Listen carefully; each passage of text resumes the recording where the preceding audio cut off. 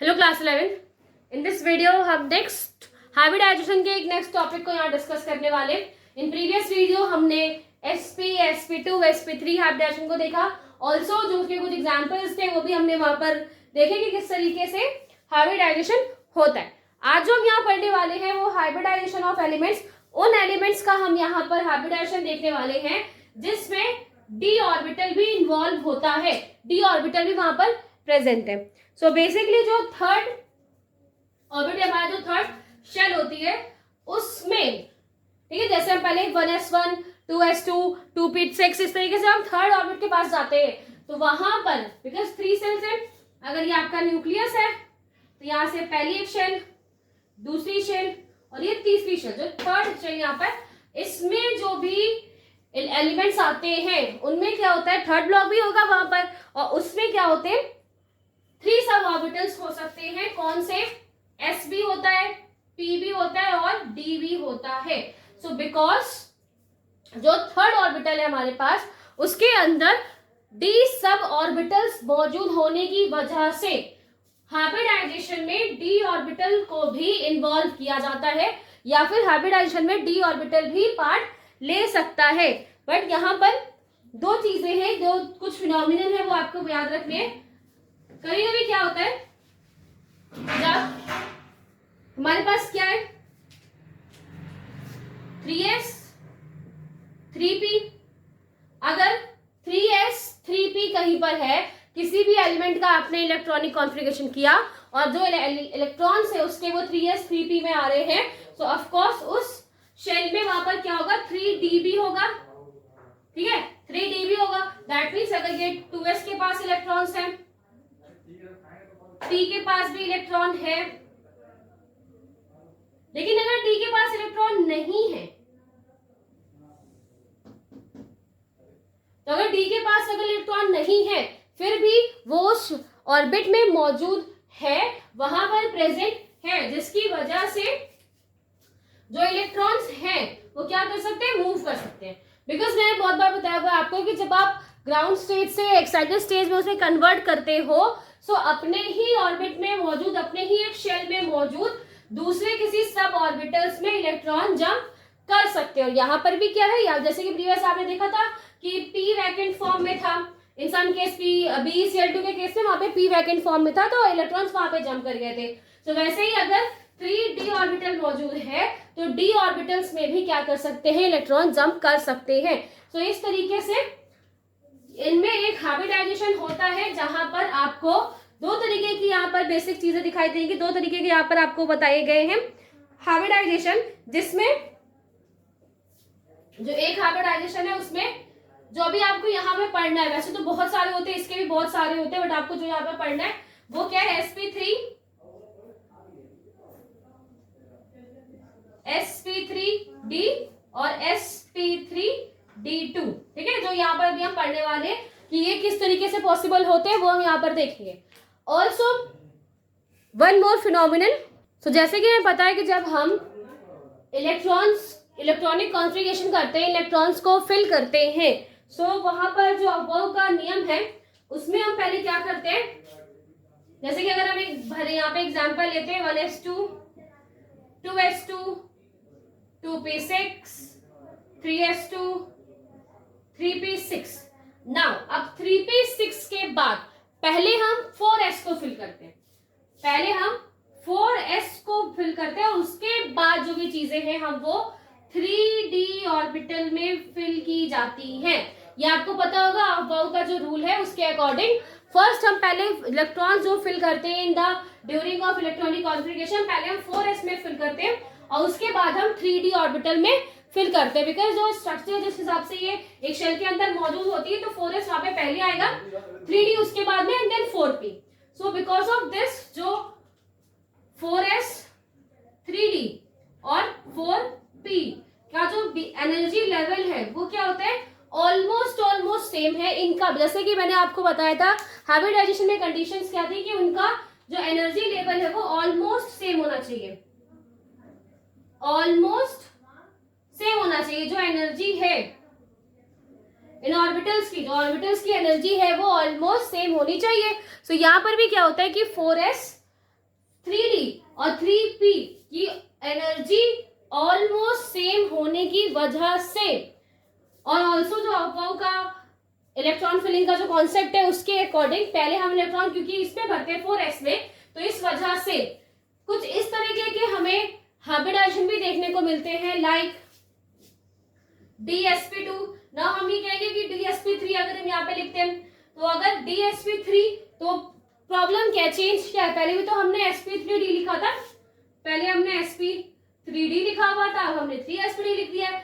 So actually जो हम sp3d लिख रहे थे वो इनके लिए था, जब वो एक ही शेल में जो 3 ऑर्बिटल्स मौजूद हैं, s का ही जो यहाँ पर s है वो भी किसका है, 3 सब थर्ड सब ऑर्बिटल का, p जो यहाँ पर है वो भी थर्ड ऑर्बिट का ही है, और d भी है वो भी थर्ड ऑर्बिट, सो सेम ही ऑर्बिट के हैं, उस वहां पर हमने sp3d लिख दिया। लेकिन जब 3d 4s और 4p के ऑर्बिटल्स में अगर हाइब्रिडाइजेशन आपको देखने को मिलता है, अगर इन सेल्स में आपको कभी भी हाइब्रिडाइजेशन देखने को मिलेगा, तो वहां पर कुछ इस तरीके का हाइब्रिडाइजेशन होता है जिसमें DsP3 या D2sp2 D3sp3 इस तरह के फिनोमिनन आपको देखने को मिलेंगे। सो जो d ऑर्बिटल्स है, जो d ऑर्बिटल है वो दो तरीके से हाइब्रिडाइजेशन कर सकता है, वो अपनी शेल में जितने इलेक्ट्रॉन, अपनी शेल में जो ऑर्बिट्स हैं उनके साथ भी वो करता है, ऑल्सो जो उससे एक हायर शेल है जो कि फोर्थ शेल होती है, उससे उनके साथ भी वो हाइब्रिडेशन प्रे करता है।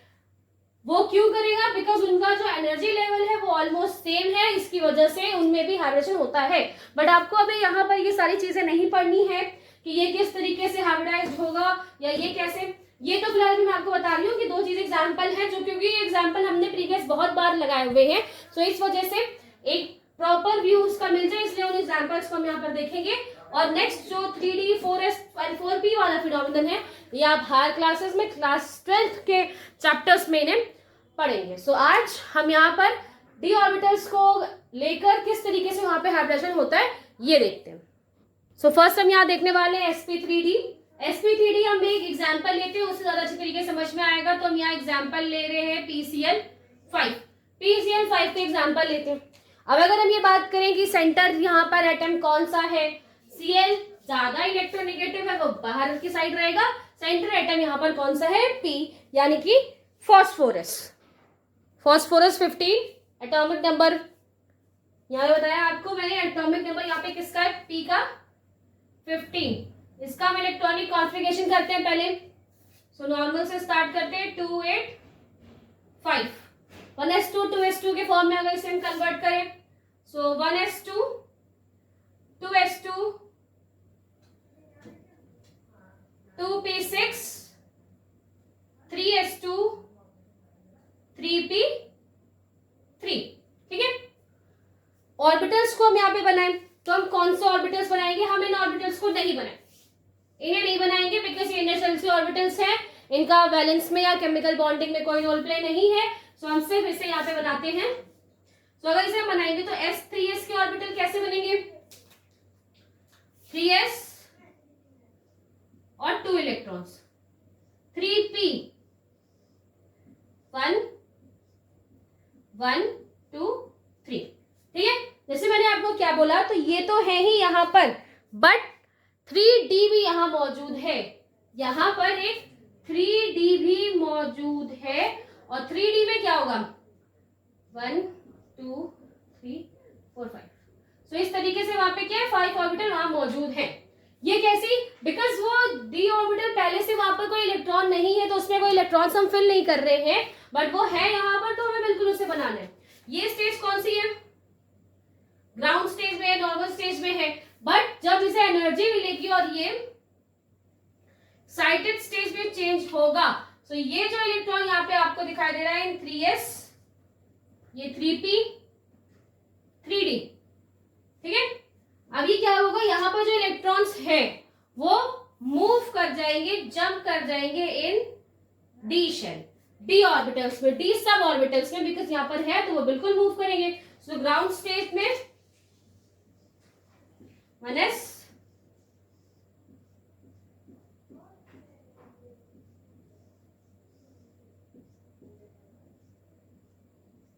2 सो इस तरीके से यहाँ पे हमें एक्साइटेड स्टेट में इलेक्ट्रॉन्स दिखाई देंगे।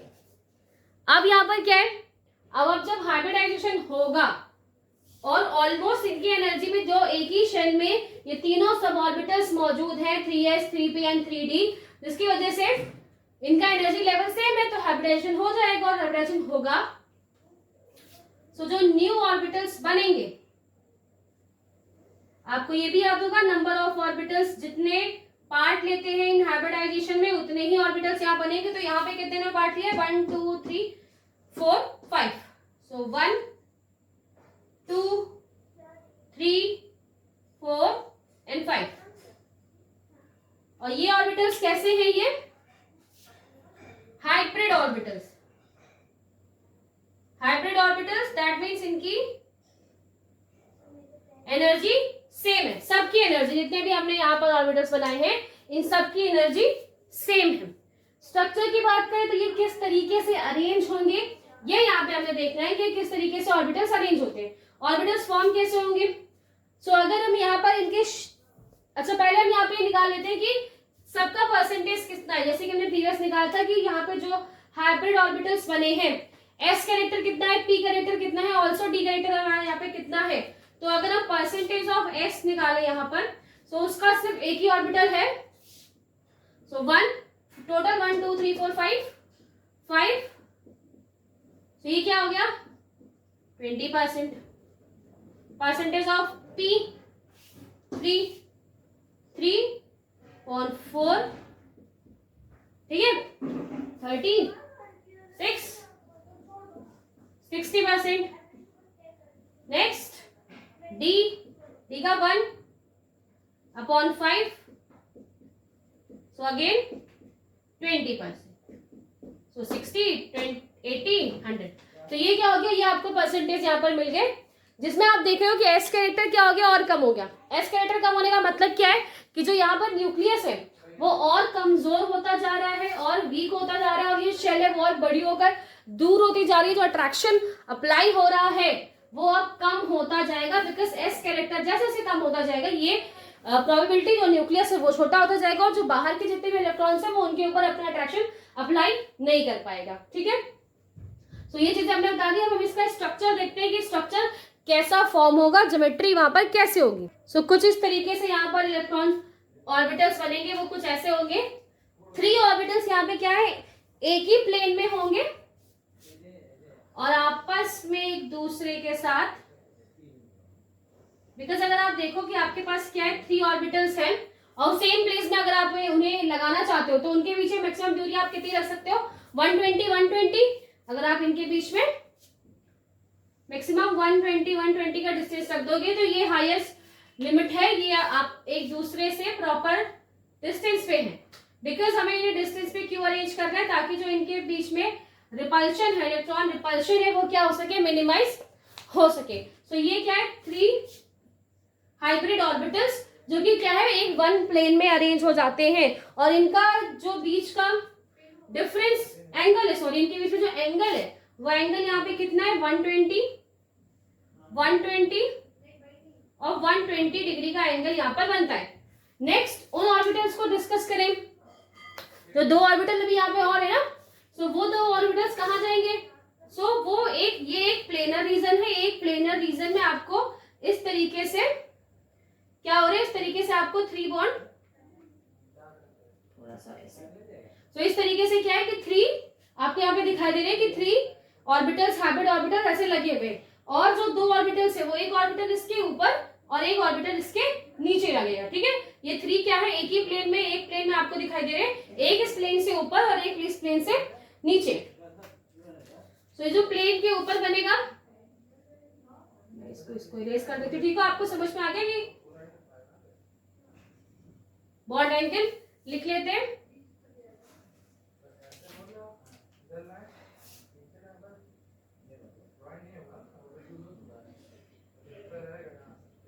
तो एक सेम प्लेन पे उनके बीच का जो बॉन्ड एंगल है 120, और जो अबव द प्लेन या बिलो के प्लेन अबव द जो ऊपर है, प्लेन से ऊपर या नीचे जो भी है, दैट इज 90 डिग्री। क्यों, क्या होगा, एक यहां पर ऑर्बिटल अरेंज होगा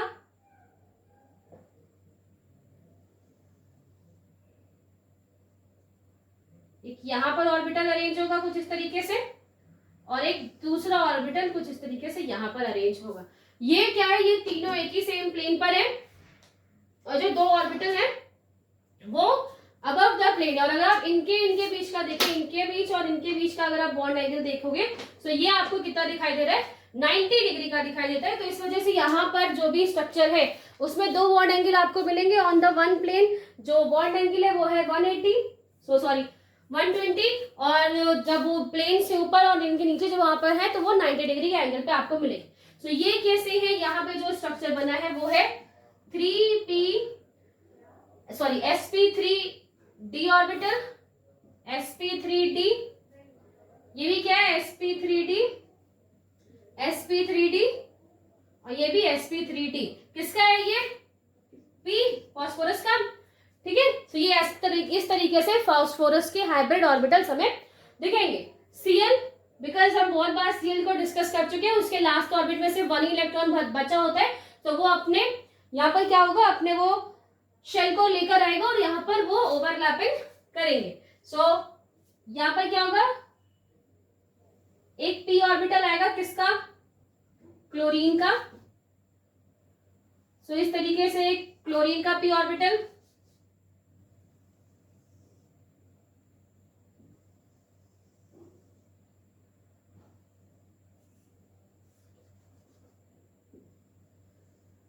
ठीक है। यहाँ बना देते, छोटा सा बना रही हूँ, आप समझ जाइएगा। जगह नहीं, मैं थोड़ा सा इसको ठीक करती हूँ पहले। तो मेरे बोर्ड में जगह नहीं थी, मैंने इसलिए इसको थोड़ा सा नीचे करके बना दिया, अदरवाइज आप प्रॉपर बना के उसके ऊपर बनाइएगा। अब यहाँ पर क्या है, यहाँ पे सिग्मा बॉन्ड, यहाँ पर भी सिग्मा बॉन्ड, यहाँ पर भी सिग्मा बॉन्ड बनेगा, और यहाँ पर भी सिग्मा बॉन्ड बनेगा। ऑलवेज हेड ऑन ओवरलैपिंग हो रही, तो हेड ऑन ओवरलैपिंग से यहाँ पर क्या बनता है, सिग्मा बॉन्ड यहाँ पर बनेगा। तो ये तो हमने डिस्कस कर लिया।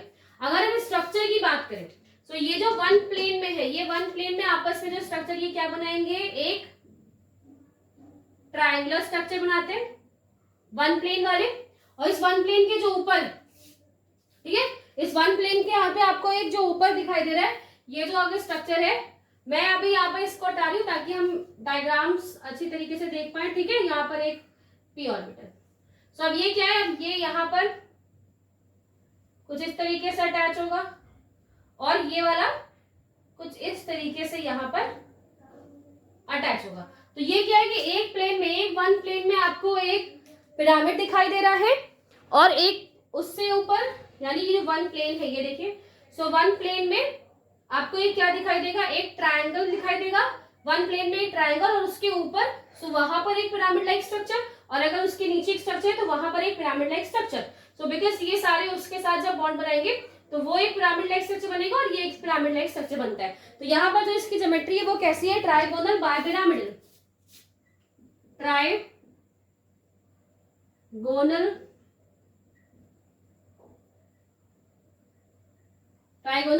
बायपिरामिडल इसका स्ट्रक्चर। इसका स्ट्रक्चर एक बार और अच्छे से बनाते हैं, ठीक है। कुछ इस तरीके से यहाँ पर अरेंज होगा, और एक सिंपल स्ट्रक्चर हमने बनाया।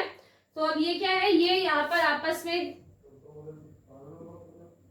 एक पिरामिड, सॉरी एक ट्रायंगल स्ट्रक्चर बनाएंगे, और ये जो अबव है इससे एक पिरामिडल स्ट्रक्चर आपको यहाँ पर देखने को मिलेगा। तो इसीलिए हम यहाँ पे क्या नाम देते हैं इसे, ट्राइगोनल बायपिरामिड, जो कि आपने किसमें देखा है, इन PCl5। यहाँ पे जो हाइब्रिडाइजेशन है वो क्या है, sp3d। नेक्स्ट एक और एग्जांपल, sp3d2 हाइब्रिडाइजेशन, ये हमें देखने को मिलता है in case of SF6, sulphur 16, ठीक है। सल्फर का एटॉमिक नंबर क्या होता है, 16, 2, 8, 6, 1s2, 2s2, 2 पे 6, 3s2, 3p4 ऑर्बिटल्स बना देते हैं इसके हम।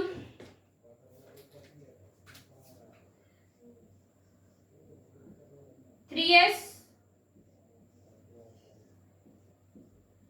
3p, 1 2 3 4।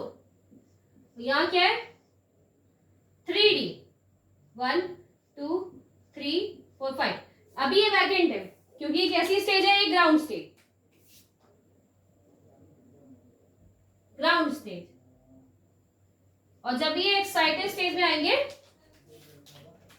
सो ये s से एक इलेक्ट्रॉन और ऑल्सो जो आपको यहाँ पे p में 2 इलेक्ट्रॉन्स दिखाई दे रहे थे वो एक एक इलेक्ट्रॉन्स एक एक d ऑर्बिटल में चला जाए। अब यहाँ पर क्या होगा, कितने ऑर्बिट्स का हाइब्रिडाइजेशन हो रहा है,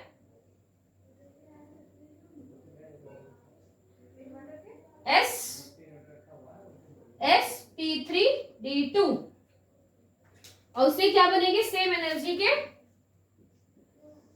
6 ऑर्बिट यहाँ पर आपको देखने को मिलेंगे, 1 2 3 4 5 एंड 6 और ये क्या बन गए, आपके हाइब्रिड ऑर्बिटल यहाँ पर फॉर्म हो गए। अब ये जो हाइब्रिड ऑर्बिटल से इन सबकी एनर्जी सेम है ऑलमोस्ट। अब सब हम यहाँ पर देखें, परसेंटेज निकाल लेते हैं, s का percentage, so percentage of x, एक ही ऑर्बिट यूज हुआ है, टोटल 6 इंटू 100, तो यहाँ पे जो वैल्यू है वो अप्रॉक्स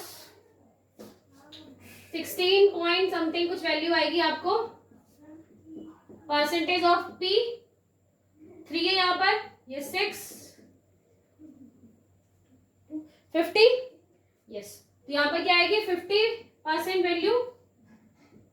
d उसके 2 ऑर्बिटल्स यूज हुए, यहाँ पर ऑलमोस्ट आपको 33, बिकॉज ये 3 और 3 से 100 तो 33.33 समथिंग यहाँ पे आपको वैल्यू मिलेगी। अगर आप s परसेंटेज देखें तो वो और कम हो गया, s का परसेंटेज और कम होने की मतलब न्यूक्लियस का अट्रैक्शन फोर्स और कम हो गया और ज्यादा जो इलेक्ट्रॉन्स हैं वो और उससे दूर हो जाएंगे, तो इस तरीके के s कैरेक्टर यहाँ पर डिक्रीज होता रहता है।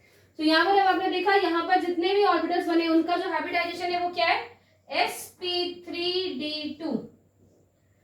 अब अगर इसका हम शेप बनाए, ये किस तरीके से शेप बनेगा इसका, सो यही तो बना देती हूँ मैं, यहाँ पे ये आउटर्स आपको लिखे, शेप कैसे बनेगा इसका।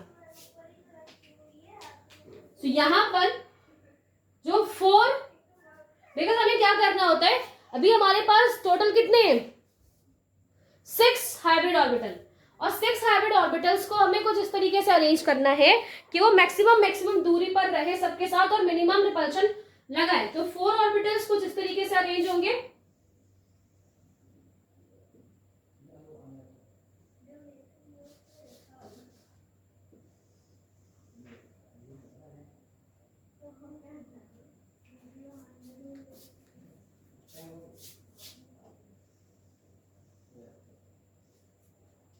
ठीक है, 2 ऑर्बिटल्स यहां पर अरेंज हुए। देन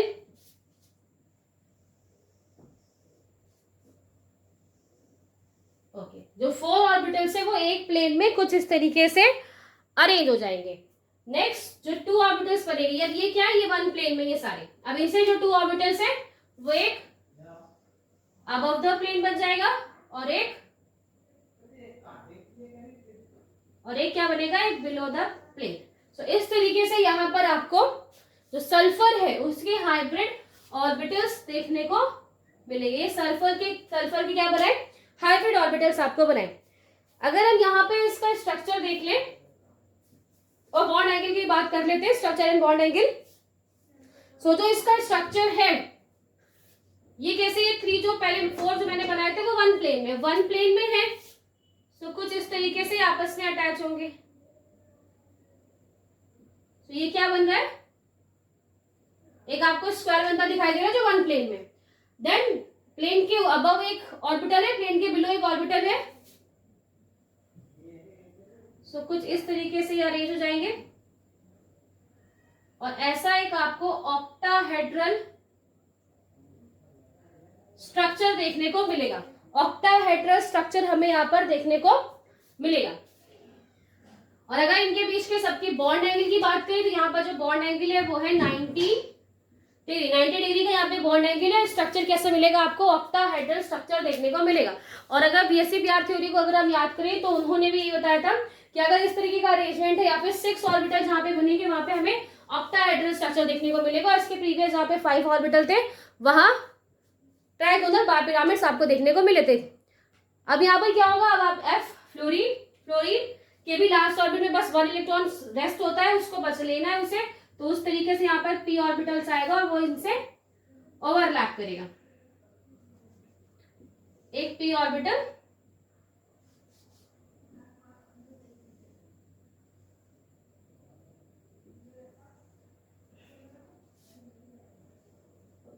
और एक यहाँ पर भी p ऑर्बिटल ओवरलैप करेगा। तो इस तरीके से क्या होगी, ओवरलैपिंग आपको यहाँ पर देखने को मिलेगी। ठीक है, p भी यहाँ पे ओवरलैप करेगा। अगर मे बी आपको यहाँ पर नहीं रहा होगा, ऊपर बहुत हो गया तो कोई प्रॉब्लम नहीं, मैं इसको अगेन थोड़ा सा छोटा कर देती हूँ।